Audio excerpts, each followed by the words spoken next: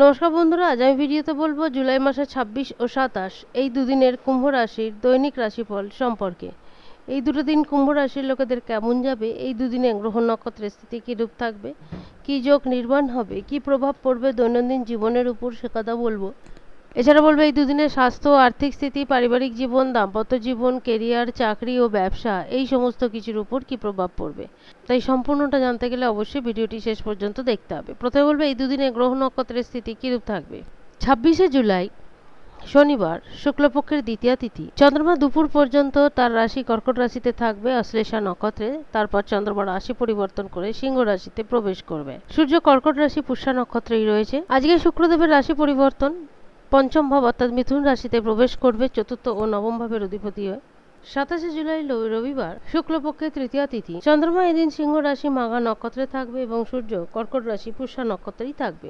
এই দিন রবি নামক যোগ থাকবে। প্রথমে বলবো 26শে জুলাই দিনটা কেমন যাবে। স্বাস্থ্যের দিক থেকে 26শে জুলাই দিনটা খুব ভালো যাবে, অর্থাৎ স্বাস্থ্য মোটামুটি খুব ভালো থাকবে। পঞ্চম ভাব যখন অ্যাক্টিভ মোডে থাকে না, অ্যাক্টিভ অবস্থায় থাকে, তখন এনার্জেটিক পাওয়ার যথেষ্ট থাকে, কারণ পঞ্চম ভাব হলো শিক্ষার ঘর এবং পাশাপাশি অর্থেরও বিচার করা হয় পঞ্চম ভাব ধরে। কারণ দুটো পাওয়ারফুল গ্রহ এই ঘরে থাকায় কুম্ভ রাশির লোকেদের সময়টা খুব ভালো যাবে, আর্থিক দিক থেকে বিশেষ করে।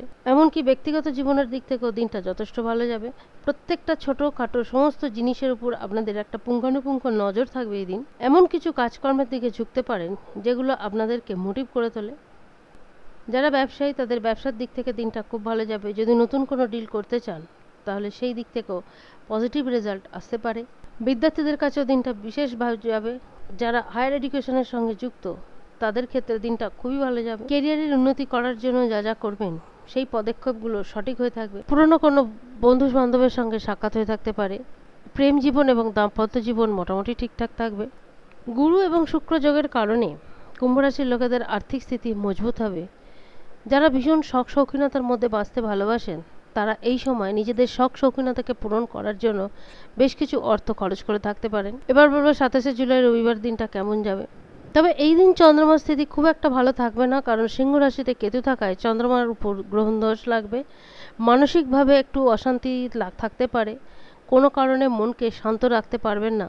ছোট বড় নানান কারণে মন বিরক্তিকর হয়ে উঠতে পারে এবং তার একটা বহিঃপ্রকাশও ঘটতে পারে। বিশেষ করে প্রভাবটা পড়বে দাম্পত্য জীবনের উপর, কারণ এটি আপনাদের সপ্তম ভাব হল পার্টনারের দিক থেকে বিচার করা হয়, সেটা জীবন সঙ্গিনী হোক বা পেশাগত জীবনের পার্টনার হোক।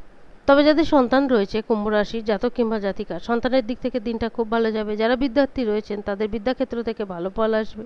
মনের মধ্যে যদি কোনো ইচ্ছা থেকে থাকে তাহলে সেই ইচ্ছা পূর্তিও হয়ে থাকবে। সামাজিক গতিবিধি বৃদ্ধি পাবে। যারা সামাজিক কল্যাণমূলক কাজকর্ম করে থাকেন তাদের সেই দিক থেকে কাজকর্ম ভালো হয়ে থাকবে। দাম্পত্য জীবন একটু ডিস্টার্বের মধ্যে দিয়ে কাটবে, প্রেম জীবনও তাই।